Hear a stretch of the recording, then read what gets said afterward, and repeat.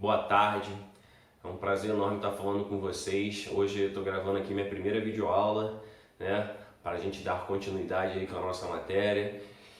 Infelizmente a gente está passando por esse período aí de quarentena por conta da pandemia do coronavírus e a gente precisou se readequar a todo esse processo produtivo, né? Mas pelo bem da educação e pelo bem de vocês, a gente vai dar continuidade com a matéria. Tudo bem? Vamos que vamos. Titio tá morrendo de saudade de vocês.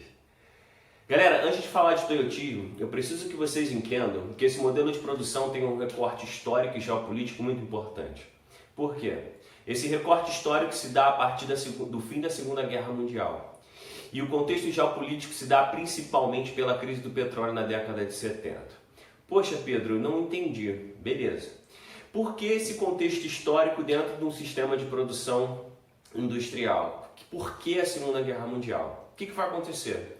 Quando acaba essa Segunda Guerra Mundial, você vai ter uma interferência direta dos Estados Unidos e da Europa Ocidental lá na área do Oriente Médio, principalmente com a criação do Estado de Israel. Ele vai criar um conflito e uma área de turbulência ideológica e turbulência territorial com o povo de religião, principalmente islâmico.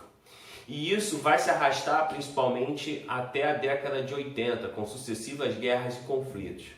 Mas o checkmate de tudo que aconteceu com a perda da influência dos Estados Unidos naquela região foi quando o Shah Reza Pahlavi é substituído pelo Ayatollah Khomeini durante a Revolução Iraniana.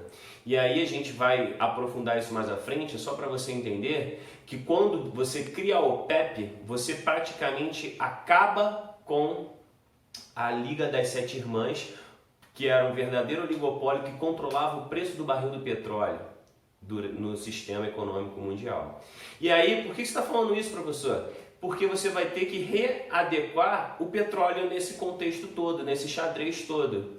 Então é nesse momento que o Japão, que também vivenciou a Segunda Guerra Mundial, que estava arrasado, ele precisa não perceber a ideia da quantidade. Ele precisa readequar o seu modelo industrial para tentar alavancar novamente seu poder econômico, beleza? Para ser inserido novamente no contexto internacional. E é aí que a gente entra com quem? Com o sistema toyotista. Tudo bem? Mais para frente a gente vai falar sobre a Revolução Iraniana, sobre a criação da OPEP, mas isso foi só para dar uma introduzida na nossa aula em relação ao toyotismo. Vamos que vamos. Uma coisa interessante, como eu falei, né? O Fordismo, que foi um dos modelos produtivos mais utilizados durante o século XX, quiçá o principal modelo de todos esses que a gente vai estudar, ele se baseava na ideia de tudo igual, né? De incentivar pelo consumismo, de produzir em larga escala, em série. Foi o que inclusive causou a crise de 1929, né? O fator determinante para isso, a ideia do estoque. Só que diferentemente do Fordismo, você vai trabalhar com o toyotismo, que quer o quê? O toyotismo quer a ideia da customização. Ele vai procurar o cliente para saber o que o cliente quer, como o cliente quer o produto. Beleza? Ele não vai simplesmente oferecer um produto preto, azul ou vermelho. Ele vai perguntar as cores que o cliente quer, o modelo que o cliente quer.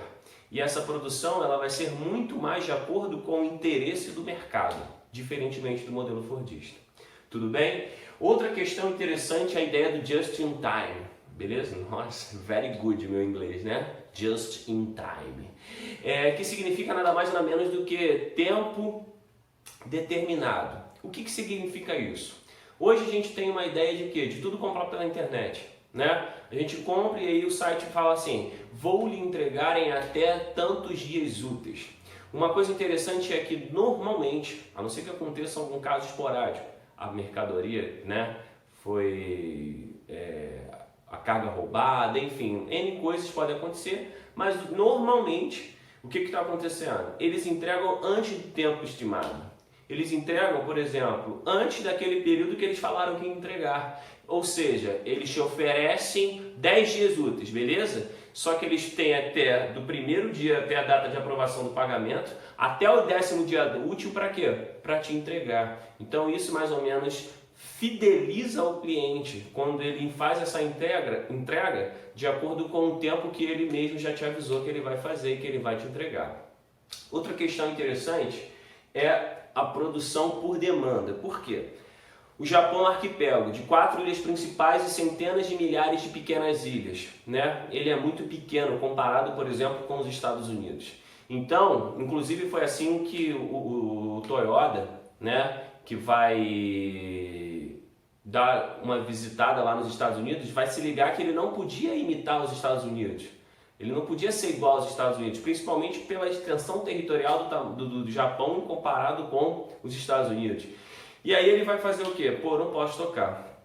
Meu país é muito pequeno. O que eu vou ter que fazer? Produzir aquilo que me foi pedido. Então, se um camarada pede 100 mil pilotos para o modelo toyotista, ele não vai produzir 150 mil, ele não vai produzir 50 mil, ele vai produzir exatamente o quê? 100 mil pilotos, para ele não ter o prejuízo, beleza? Então, se foi encomendado 100 mil pilotos, eu vou te entregar esses 100 mil pilotos num tempo determinado e a quantidade exata que você me pediu, ok? Outra questão interessante em termos, né, galera, que é a flexibilização e a terceirização.